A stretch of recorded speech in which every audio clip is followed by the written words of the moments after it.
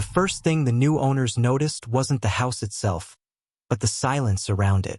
The quiet on the corner of Northumberland Street had always been described by neighbors as the gentlest quiet in Pittsburgh. People said it had been that way even when Fred Rogers lived there, as if the block had absorbed his calmness over the decades. But the couple who bought the house in early autumn quickly realized that the silence wasn't peaceful. It was watchful. On their second evening, just after sunset, Emily Carter paused on the front porch with a box of books in her hands. She didn't know why she stopped at first, she only knew she felt something shift, a faint ripple of air, like a door opening somewhere inside the house despite none being touched. She glanced behind her.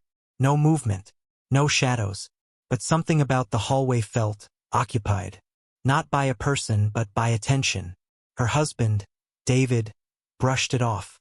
"Old houses breathe," he said, "especially ones built in the 20s. And she tried to believe him. It wasn't until the third night that the quiet turned specific. At 9:27 p.m., the time would become important later. Emily heard 3 deliberate clicks from the living room. A soft tick, tick, tick. She assumed it was an appliance settling, but when she stepped in, the old television they hadn't even plugged in yet was slightly angled toward the couch, as if someone had gently turned it. She almost called for David, but she didn't want to sound dramatic. Instead, she checked the plug, still wrapped in blue painter's tape from the movers, not connected to the wall. Outside, a neighbor, an elderly man who had lived next door for 50 years, was sweeping his walkway under the porch light. He looked up at her with a familiar sort of sympathy, the kind you give someone who's about to discover something for themselves. "You're in his house now," he said softly, leaning on the broom. "People always think they're ready for that." Emily forced a laugh. "Ready for what?" He tapped the wooden handle against the step. "For the kindness. It stays in the walls. But so does everything else." She didn't sleep that night. The next morning, the house gave its first piece of evidence, small, but impossible to ignore. On the dining table, beneath the window, lay a single piece of paper. Thick, slightly yellowed with age. On it was a sentence written in neat, careful penmanship. "I like you just the way you are." The sentence Mr. Rogers had famously said thousands of times. But the paper wasn't there the night before, and the handwriting didn't belong to anyone living in the house. When David found her staring at it, he said the same thing he always said, that there had to be a normal explanation. A leftover note from the previous owners. Something the movers misplaced. Something rational. But Emily's hands were trembling, because she had dusted that table the night before, wiped it clean, and the paper had no dust on it at all, as if it had been placed there recently, quietly, with intention. Later that evening, as the sun sank, a subtle hum started in the hallway, not electrical, not mechanical, more like a tune, barely audible, 3 or 4 notes, rising gently then falling, a melody every American child knew. But it wasn't coming from a speaker. It wasn't coming from outside.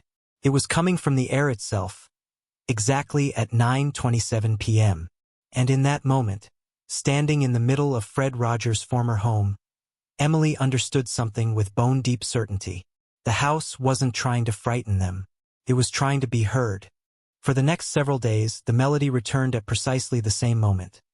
9:27 p.m., soft as breath, faint enough that David dismissed it as plumbing or distant traffic, yet clear enough that Emily began to anticipate it the way one anticipates a recurring dream. It always lasted no more than 5 or 6 seconds. A brief rise, a gentle fall, almost shy in its presence. If it had been any louder, any more deliberate, she might have been frightened. But there was something about the restraint that made it unsettling in a different way, like someone humming only when they believed they were alone. On the 7th night, the sound shifted, not in volume but in location. Instead of drifting from the hallway, it came from the 2nd floor, near the small study that had once belonged to Fred Rogers. The previous owners had left the built-in shelving, the old wooden desk pushed beneath the window, the faint indentation in the hardwood where a rocking chair had once rested for decades. David had planned to turn the room into a workspace. But neither of them had stepped inside since the day they moved in. Something about it felt too charged. That night, though, Emily climbed the stairs without hesitation. She moved slowly, quietly, as if trying not to disturb whoever or whatever was making the sound. She paused just outside the study door. The melody stopped instantly, as though it had sensed her arrival. When she pushed the door open, she found nothing unusual. The air was still, the room dim, the faint scent of old paper lingering around the shelves. But on the desk sat another piece of paper. It hadn't been there that morning. She was certain of it. She had passed the study on her way to make coffee, glanced in, seen nothing but dust on the desktop. Now the sheet was centered perfectly, aligned with the edge of the wood, as if placed by someone who cared about neatness. A single sentence was written there: "Look for the helpers." Her stomach tightened. She didn't call out for David. She didn't move closer.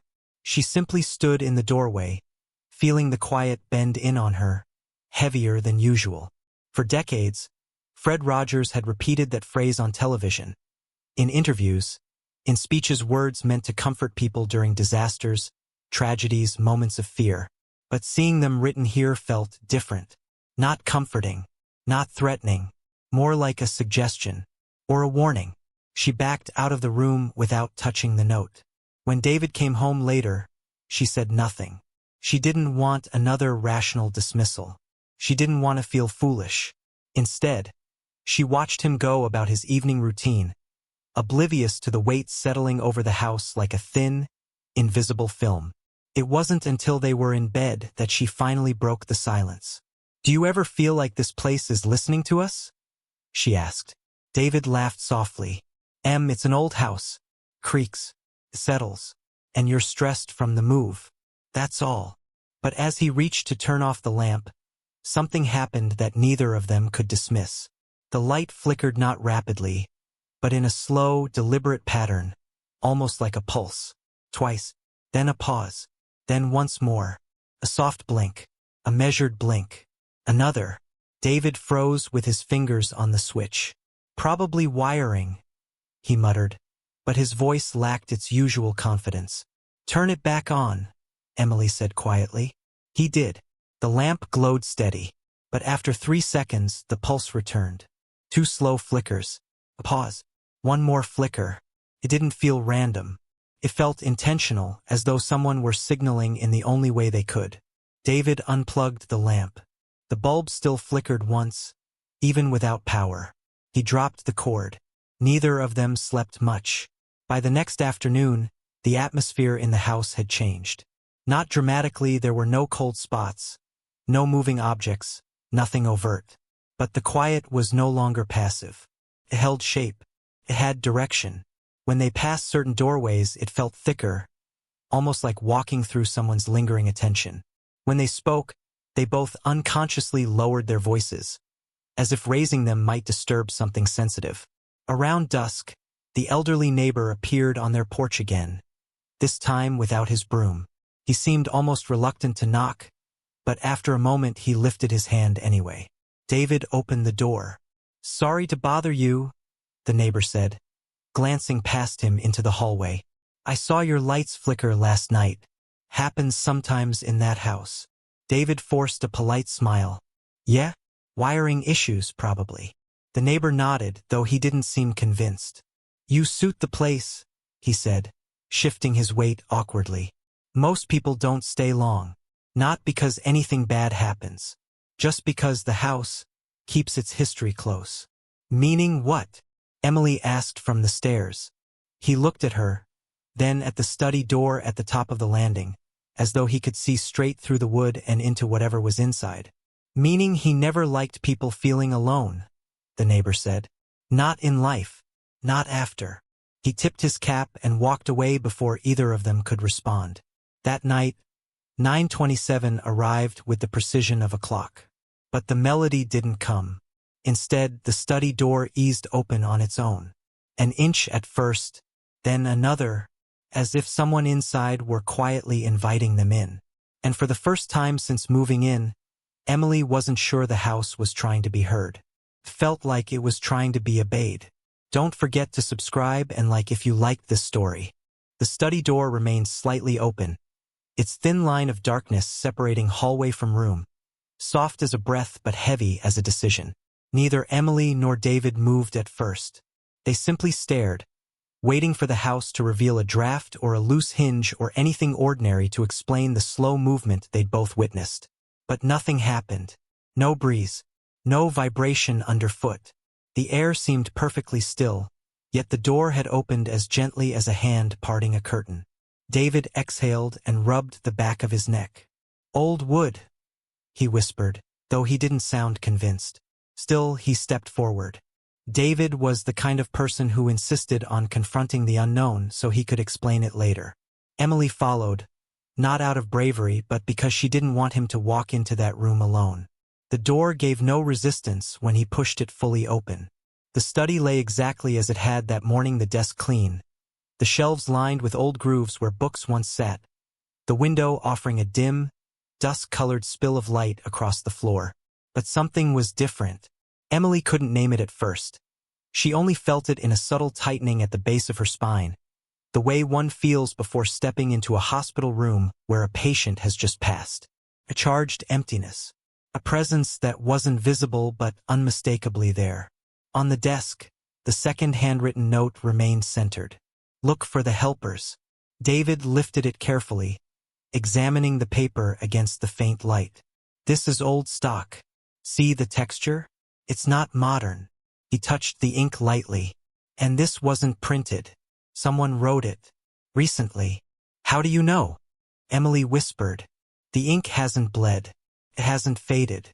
Paper like this soaks everything in within a couple of days. But this," he tapped it gently. "This was written maybe a week ago. Maybe less." Emily wrapped her arms around herself. "So someone broke in?" "I don't know." His voice dropped. "But I don't think so." The house seemed to listen.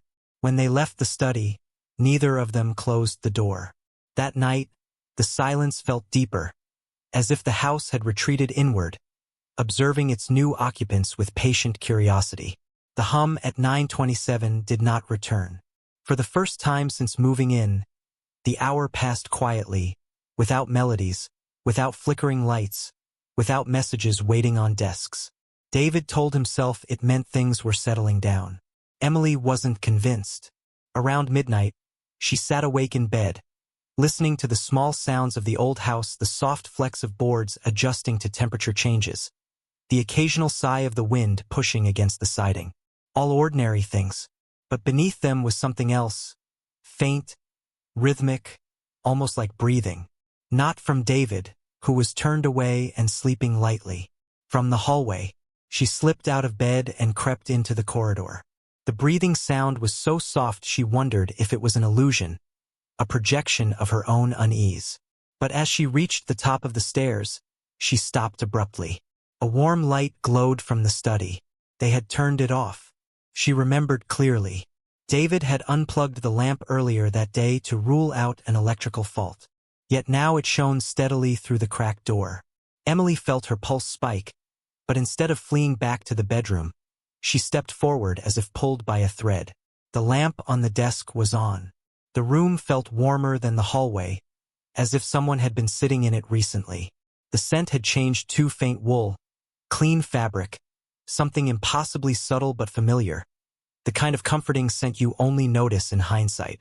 She edged closer, scanning the desk.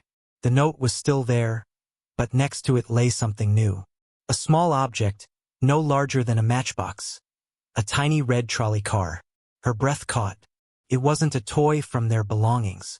It wasn't something left behind by the previous owners. They had no children. It was a miniature replica of the neighborhood trolley from Mr. Rogers' neighborhood, complete with a tiny painted sign on its side. As she reached out to touch it, a floorboard creaked behind her. She froze, turning slowly. The doorway was empty, the hallway dim.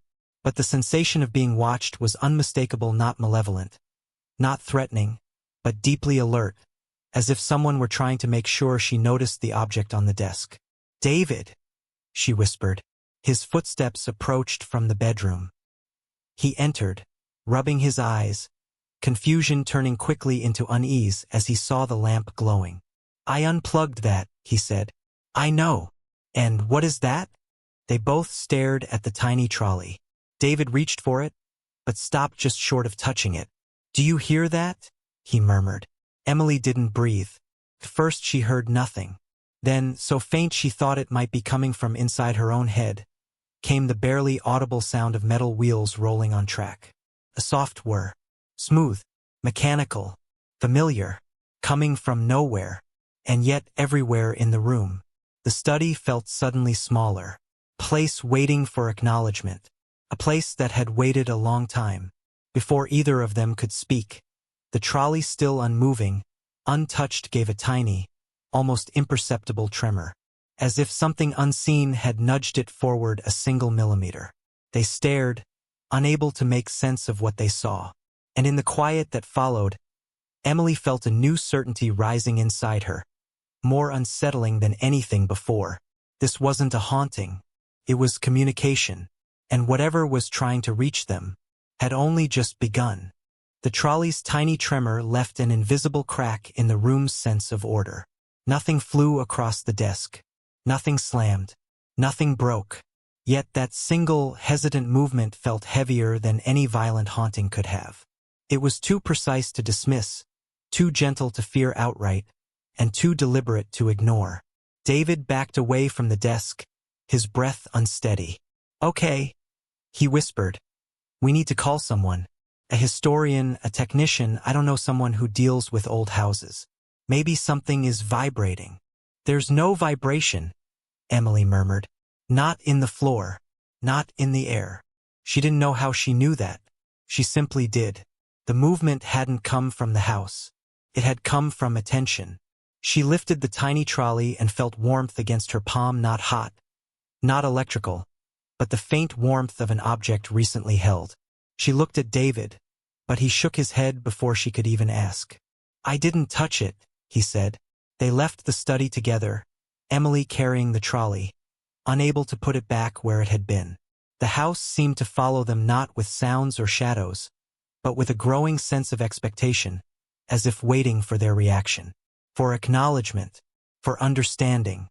They set the trolley on the dining table and sat on opposite ends, staring at it. The house was silent, the kind of silence that feels full, like the pause before someone speaks. "Maybe it's not dangerous," Emily said softly. "Maybe it's residual, an imprint, something harmless."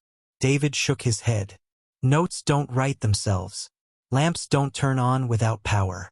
And objects don't move unless something moves them." "Something," Emily echoed. Not someone, but the distinction felt thin. At 9:27 p.m., the moment Emily had been waiting for, the air shifted. Not cold, not warm, just purposeful. And then a soft melody drifted from somewhere upstairs. It wasn't humming anymore. It wasn't vague. This time, it was unmistakably the opening notes of the familiar theme so many people had grown up with. A beautiful day in this neighborhood, except there was no voice, only the gentle rise and fall of notes, as though the house itself remembered music. Emily stood slowly. "It wants us to go up." David stepped in front of her. "Emily, no. We don't know what this is." "We do," she said quietly. "We've known from the beginning. It hasn't hurt us. It hasn't scared us. It's guiding." "Guiding to what?" She didn't have an answer, but she climbed the stairs anyway. The study door stood open again, wider this time, light spilling across the hallway even though the lamp wasn't plugged in. Emily entered, her heartbeat a steady, nervous drum in her ears. The desk held a new sheet of thick, yellowed paper. No movement had placed it there. No sound had hinted at its arrival. But it lay perfectly centered, waiting like a final line in a letter. David joined her, silent. Together, they stepped close enough to read the handwriting. "You are safe here." The words were unmistakably gentle, reassuring, protective. But beneath them, written in smaller, almost reluctant script, were 5 more words. "Please don't be alone tonight." Emily felt the weight of the message settle into her bones. This wasn't warning them about the house. This wasn't threatening them. It was worried. The house didn't want them to be alone because whoever or whatever lingered here no longer understood the difference between caring for someone and keeping them, A presence that had spent a lifetime comforting strangers now remained tethered to the only home it had ever truly belonged to. Kindness was its impulse, but even kindness, unbound by physical limits, could become something suffocating. Something that didn't let go. The lamp flickered, not erratically, but softly, like someone breathing. Emily reached toward the paper, but stopped before touching it. "I think we need to leave," she whispered. David nodded. Tonight. Neither of them argued. Neither felt foolish for believing the unbelievable. They packed only what they could carry and walked out the front door without looking back. As they stepped onto the porch, the light inside the study pulsed once, a slow, tender blink. Not angry, not vindictive, just lonely. They left Pittsburgh the next morning. The house sold again 3 months later. The new owners lasted 12 days. On the 13th night, at 9:27 p.m., the melody returned. Soft, hopeful, waiting for someone who might understand what it meant to be alone. Don't forget to subscribe and like if you liked this story.